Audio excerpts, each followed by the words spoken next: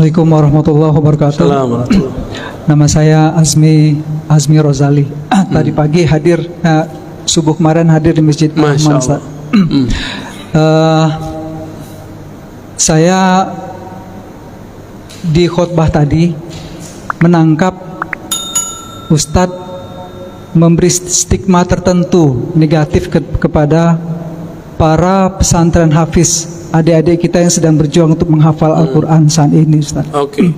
Dan itu hampir jatuh air mata saya mendengar hal itu disampaikan di khutbah. Pertanyaan saya adalah, sebelumnya kalau itu diucapkan oleh Presiden Amerika, kami sudah biasa, Ustaz. Saya sudah biasa. Kalau itu diucapkan oleh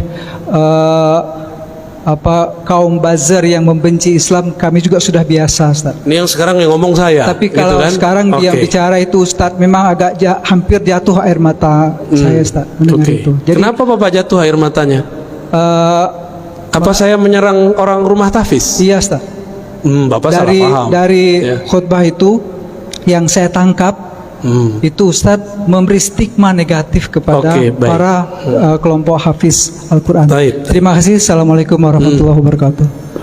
Assalamualaikum warahmatullahi wabarakatuh. Bapak kira saya bukan orang rumah tahfiz? Saya orang rumah tahfiz juga, Pak. Bapak kira saya bukan penghafal Quran? Saya penghafal Quran juga. Saya punya sanad Quran juga. Tapi baginda Nabi mengabarkan nanti di akhir zaman akan muncul khawarij yatluna ayatillah rotba. Mereka kalau baca ayat itu rapi. Kita nggak faham maksudnya apa. Ternyata di akhir zaman menjamur rumah-rumah tahfiz. Disitulah masuk khawarij. Saya nggak menyalahkan rumah tahfiz, tapi saya menyalahkan kalau rumah tahfiznya kemasukan. Paham?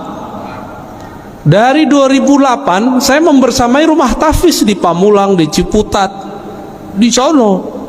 Kita ngajar mereka. Bahkan saya sampai sekarang masih ngulang-ngulang hafalan saya lah, ya. Masih. Gak ada stigma negatif. Stigma negatif itu kalau rumah tahfiz sudah kemasukan, dan itu kejadian, Pak. Jamaah kita udah ngurus masjid sekian tahun. Ada anak tetangga ditaruh di rumah tahfiz. Rumah tahfiz namanya kayak sahabat gitu, ya. Pas Ramadan ada surat dari madrasahnya untuk berceramah berkultum. Apa isi kultumnya? Dari awal sampai akhir menyalahkan amalan di masjid itu. Anaknya baru berumur 9 tahun. Kemasukan nggak? Kemasukan, Pak. Itu di sana, di pusat itu. Saya nggak tahu nasibnya kalau di sini.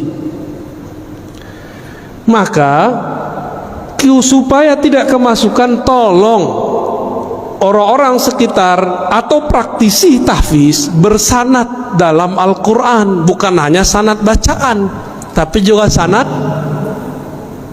pemahaman.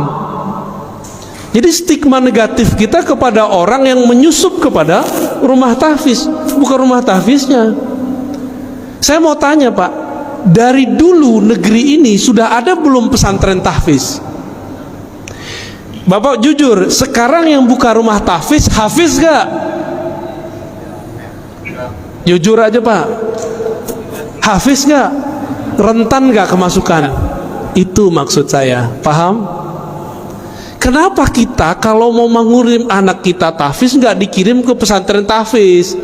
Di mana pesantren tahfiz di Indonesia paling maju? Anak kecil-kecil, Pak, kayak gini hafiz 30 juz banyak. RCTI kan baru muncul kemarin sore yang digawangi oleh Syekh Ali Jaber almarhum. Kalau di Kudus, di Krapyak, Pangandaran itu udah biasa bocah-bocah kecil hafal Quran. Tapi di Kudus ada syarat ijazahnya, nggak boleh ikut musabaqah, nggak boleh ikut lomba Quran, nggak boleh. Anak-anak kecil hafiz Quran 30 juz, antum percaya nggak? Segede-gede gini. Kelas 6 SD udah ulang sekian kali. Masuk SMP udah belajar qiraat mereka sebagian. Kita ini Giliran politik, ustadz nggak boleh ngomong politik. Giliran kimia, kedokteran, ustadz nggak boleh ngomong. Nah, giliran antum nggak ahli Quran, punya rumah, pengen beramal, nggak percaya sama ustadz, udah buat aja rumah tahfiz, gaji aja ustadz. Kita nih siapa bisa gaji-gaji orang? Emang kita bisa menjamin Quran yang kita sebar itu sahih? Ini mohon maaf nih orang-orang kaya ya. Antum percaya deh sama ustadz, percaya sama ulama yang bersanad. Ini ngeliat ustadz udah curiga dulu ya. Akhirnya rumah tahfiz nggak dilepas-lepas. Buat pesantren bangunannya doang. Banyak pak, saya udah jalan. Orang kaya bingung mau beramal, dia buatlah pesantren, judulnya tapi gurunya nggak ada. Dimintalah seorang ustadz ngajar 3 bulan kabur. Ganti lagi ustadz setahun, bubar semua. Dia kira pesantren itu kalau ada bangunan terus tengahnya ada masjid berkubah, terus ada kaligrafi, dia mengira pesantren itu begitu. Pesantren bukan itu pak. Pesantren itu guru murid, kiai santri, ngaji baru ada bangunan. Kalau orang sok beragama, dia buat bangunan dulu, dia kira bisa bikin pesantren. Paham? Yang ngerti pesantren siapa? Ulama. Yang ngerti buat jalan, buat bangunan siapa? Insinyur. Maka kami nggak urus pak itu. Kita ini sering membatas-batasi ustadz, tapi kita kemudian ngambil wilayah dia. Ya. Jadi kalau nggak pakar-pakar amat, lu serahin ke pakarnya. Rentan sekali. Dan bapak percaya atau tidak, salah satu guru saya didatangi salah satu gerakan rahasia di dunia, saya nggak usah sebut, dan mereka mengatakan apa, disampaikan ke kita waktu itu. Ini bapak percaya atau tidak, ini bukan stigma negatif. Rumah-rumah tahfiz, mahat tahfiz yang tidak jelas sanadnya itu proyeknya kami. Itu mereka yang ngomong tahun lalu, untuk mengadu ulama-ulama yang ada di pesantren-pesantren dengan orang yang juga berkopiah, ngafal Quran tapi isi dalam kolbunya tidak ada Quran, dia cuma ngapal. Ini mohon maaf Pak, kita ini kan termakan. Kalau makof itu kok ahli Quran.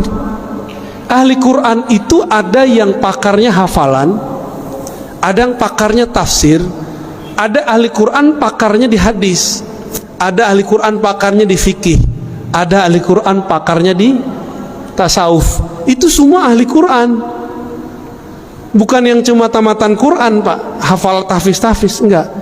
Apakah bisa mengamalkan Quran tanpa ilmu fikih? Apakah bisa mengamalkan Al-Quran tanpa ilmu akidah? Kan nggak bisa. Jadi tolong diluruskan pak ya, saya tidak pernah punya stigma negatif kepada penghafal Quran. Saya cuma mengkhawatirkan jika rumah-rumah tahfiz dibuat oleh orang yang bukan ahli agama, nanti kesusupan oleh kelompok khawarij. Itu aja pak ya.